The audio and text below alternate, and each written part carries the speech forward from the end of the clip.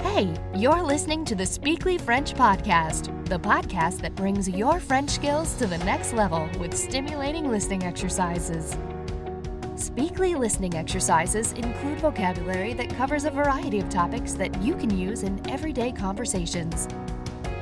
Listening to our exercises will familiarize you with the speaking rhythm and pace of a native speaker.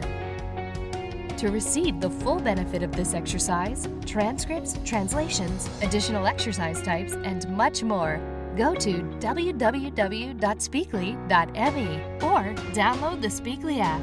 Enjoy!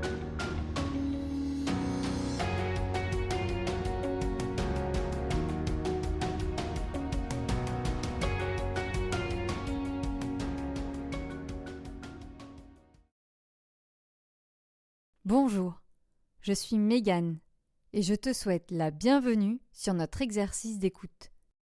Voici la deuxième partie de l'histoire de Coco Chanel. Dans cet exercice, je vais te raconter comment Chanel est parvenue à la réussite. Écoute attentivement et essaye de voir combien tu comprends. En 1918, Chanel établit sa maison de couture à son adresse légendaire actuelle, 31 rue Cambon. À ce jour, elle reste la plus ancienne entreprise de haute couture active au monde. Dans les années 1920, la carrière de Chanel atteint de nouveaux sommets lorsqu'elle lance son premier parfum. Chanel numéro 5 a été le premier parfum de vanité jamais créé, ce qui veut dire que c'était le premier à porter le nom de son designer. Mais, si c'était son premier parfum, alors pourquoi l'a-t-elle appelé numéro 5 ? Eh bien, même s'il est vrai que Chanel n'était pas brillante en maths, le New-Yorkais a écrit à ce sujet: même si Chanel sait faire fortune, elle ne sait pas faire de simples additions. Même si elle est brillamment compétente face aux complexités de la haute finance, elle ne sait pas faire de simples calculs sans une gomme. Mais elle n'était cependant pas si mauvaise pour ne pas savoir compter. Au lieu de cela, elle a choisi le numéro 5. Parce qu'une voyante lui avait dit que c'était son numéro porte-bonheur. Bien que Chanel ait eu recours à des hommes pour acquérir sa fortune, ceux-ci l'ont parfois aussi utilisé pour faire fortune eux-mêmes. Au moment de lancer son parfum, Chanel était amie avec un homme nommé Pierre Wertheimer.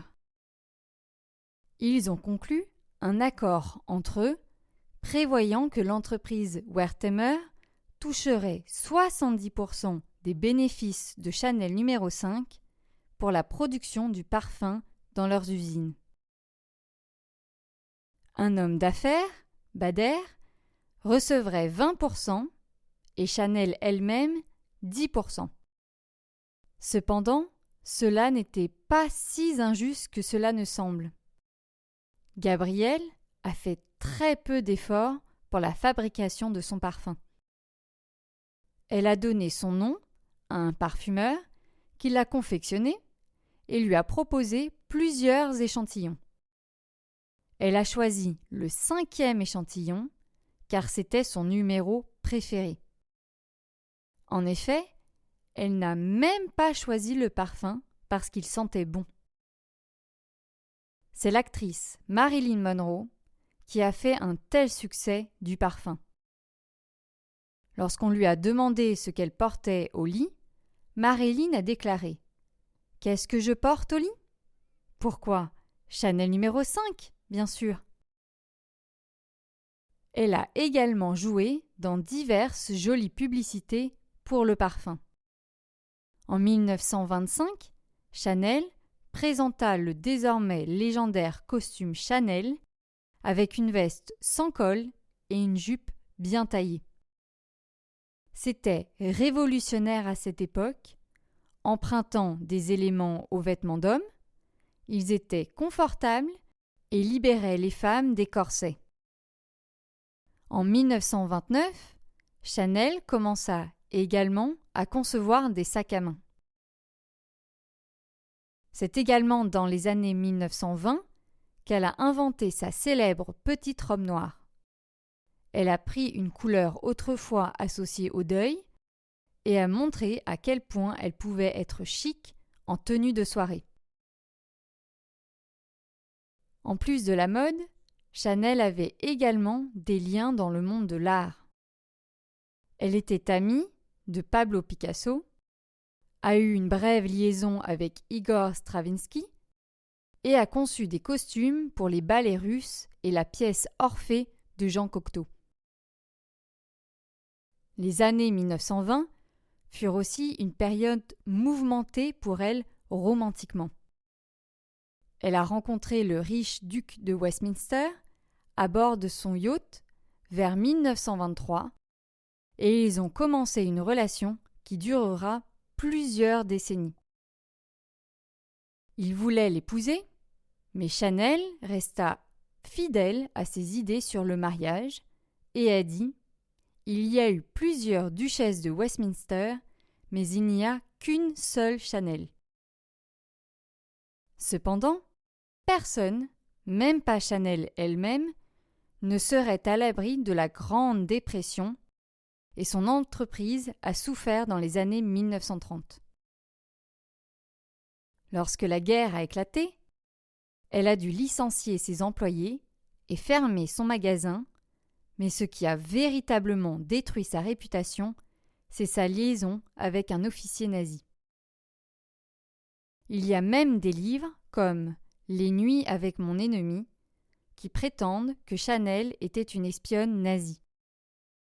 La maison Chanel n'a jamais été très heureuse de ces accusations. Peu de temps après la parution du livre, la maison Chanel a commenté le sujet. Ce qui est certain, c'est qu'elle a eu une liaison avec un aristocrate allemand pendant la guerre. Ce n'est clairement pas la meilleure période pour avoir une histoire d'amour avec un Allemand. Quoi qu'il en soit, sa réputation a souffert et Chanel s'est exilée brièvement en Suisse avant de revenir. Elle est retournée dans le monde de la mode à l'âge de 71 ans, mécontente de ce qui se passait dans le monde de la mode. Elle a critiqué les designers célèbres de l'époque, la plupart d'eux des hommes, dont Christian Dior. Les critiques étaient dures avec elle, mais les gens l'aimaient. Parmi ses clients américains célèbres figurent Elizabeth Taylor, Jane Fonda, Jackie Kennedy et Grace Kelly. Ces derniers mots étaient aussi élégants que la femme elle-même. Après une promenade avec son ami Claude Belen, Coco Chanel est décédée dans son lit à l'hôtel Ritz. Ses dernières paroles à sa femme de chambre étaient « Vous voyez, c'est comme cela qu'on meurt. » Après la mort de Chanel, sa maison de couture était un peu désorganisée. Mais les choses se sont améliorées lorsque Karl Lagerfeld a pris les devants. Il dirige toujours la maison aujourd'hui. Ceci était la deuxième partie de l'histoire de Coco Chanel. J'espère que cette histoire t'a plu et que tu l'as trouvée inspirante. À propos, voici un excellent outil d'apprentissage de langue qui t'aidera à apprendre le français beaucoup plus rapidement. Essaye d'écouter cet exercice plusieurs fois par jour, même s'il passe en arrière-plan pendant que tu fais autre chose, et écoute-le au moins 3 à 5 jours de suite. En faisant cela, tu te donneras suffisamment de temps pour recevoir toutes les nouvelles informations et tu en comprendras plus à chaque écoute. Continue ton bon travail, à bientôt!